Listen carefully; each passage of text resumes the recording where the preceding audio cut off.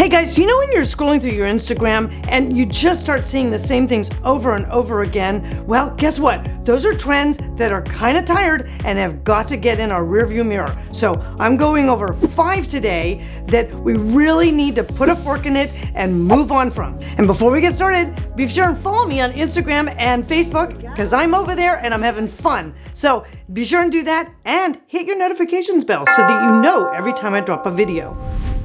Okay guys, the first trend that's gotta go is, are you ready for it? The all-white kitchen. I know, you're probably going, what? The all-white kitchen? You just finished doing an all-white kitchen. Well, here's the deal. We have moved on, it's been around for a good bit, and they're still around, but they are kind of boring, a little tired, and definitely predictable. But here's the difference.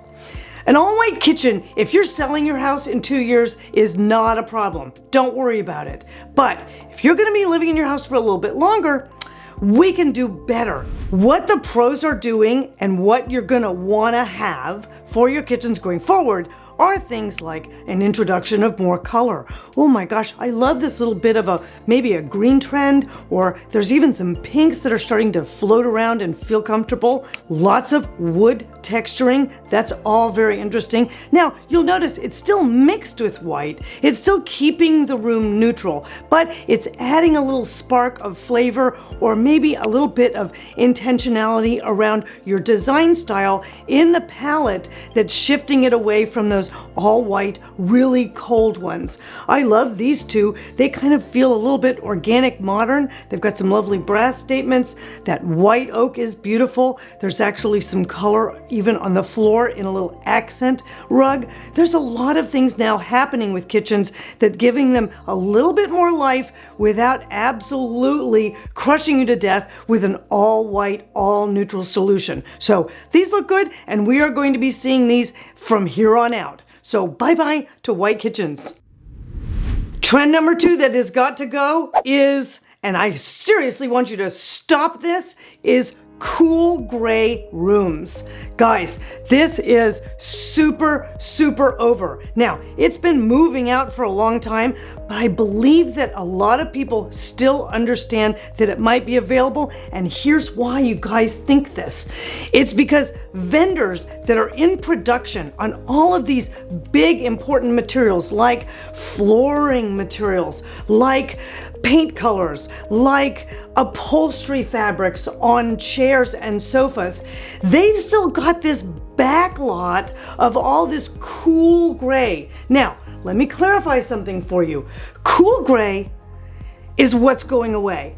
What's coming in, and this is what I want you to be focusing on, is grays, okay? That's actually a warm gray. That's a gray with a yellow note to it. If you've looked at all of my videos on color trends that are moving forward and paint colors for the last couple of years, you've seen that the entire interior spaces are warming up, which is a good thing because it's been too cold. Cold rooms are not welcoming. We don't want to spend a lot of time there. So all of this direction towards organic modern and all of that is pushing us into this warmer grayish palette. So when you're gonna go pick out some flooring or a rug or a sofa or anything like that, and it looks like it's kind of battleshipy gray or it has a blue note to it, you wanna skip on past that. It is in our rearview mirror.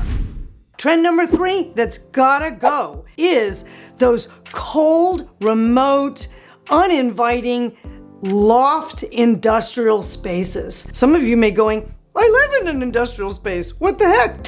But here's the difference between how we've been doing them and how I want you to start thinking about doing them now, because this is where we are moving, people. This kind of image, this darker, really exposed industrial expressionism, it's very cool, it's very remote, it's a little depressing, very sometimes overly masculine, and it doesn't invite you to stay there, okay? After having been through the pandemic, all of us want to live into our homes and make our homes feel calm and warm and inviting. Now, I know that some of you are still living in a loft, and it's a little tough with huge open spaces to make that happen.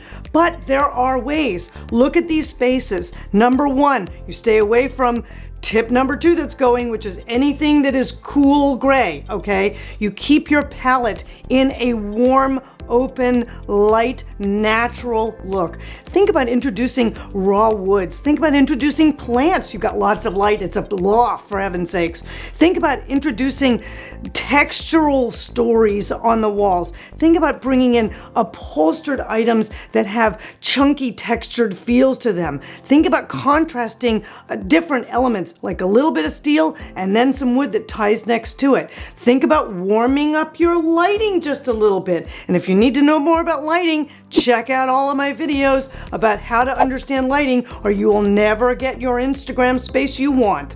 So that's where we're going with this. I want you to remember that industrial spaces are out the window and gotta go, and loft spaces that are warm and beautiful and inviting, I'd lay down on that sofa and take a nap for weeks. Trend number 4 that's gotta go is barn door style slider door. Okay, now, like I said, farmhouse went a few years ago, or at least the first iteration. Farmhouse 2.0, still very groovy, the contemporary one. But this kind of rustic, tired, X marks the spot door that is a barn slider with the heavy metal and things, it's great, it's fine, but let's limit it to an appropriate style statement like Farmhouse 2.0. Maybe give it a little spiffy coat of paint or something. But here's the storyline. Slider doors are an irreplaceable function when you're building out a space. I always use them whenever I can if I need to save on space.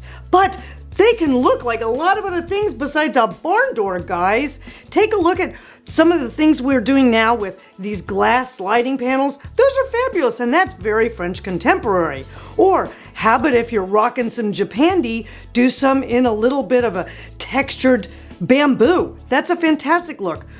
Or if you're mid-century modern, you can do a slider that has this groovy cover across the top and a flat panel in a beautiful wood veneer. These are great solutions, guys. Just get rid of the old barn door, unless you're Farmhouse 2.0, and then I'll let you keep them, but I think you should paint them. Okay, guys, now trend number 5 that has got to go is uber minimalism. And I have said this once before, and I am going to say it again because it doesn't seem to be moving, but it absolutely needs to be gone. Why? Because Instagram pictures are not where we really live, guys. And if any of you remember the Kim Kardashian home that was on the cover of Arc Digest, that was absolutely an uproar over it because it was simply incredibly monastic and plain, and I've heard a lot of people say kind of boring.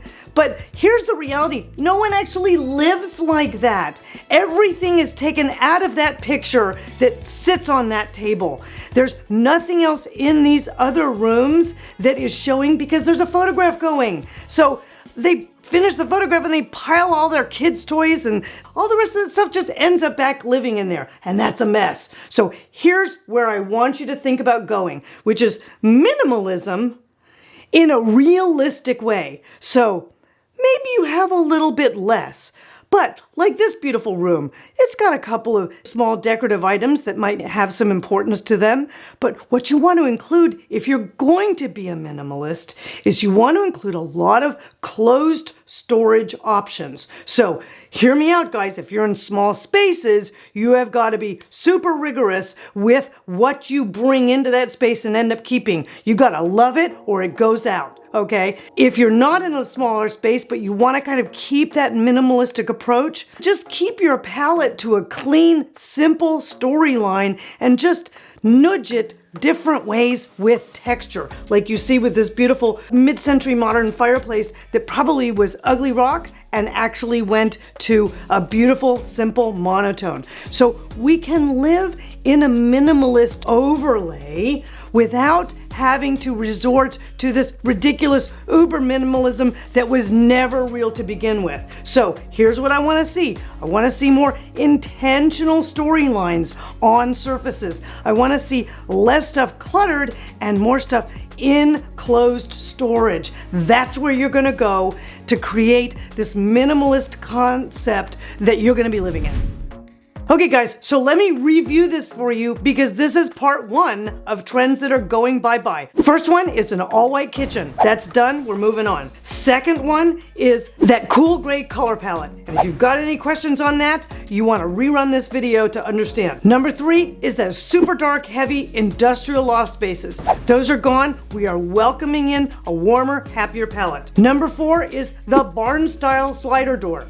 It's going the same way that Farmhouse 1.0 went. Number five, dead on arrival. Uber minimalism, guys. We are moving into minimalist stuff. You get to put some more things in your spaces, but be intentional about how you store it. Be sure and watch this video, and I'll see you guys soon.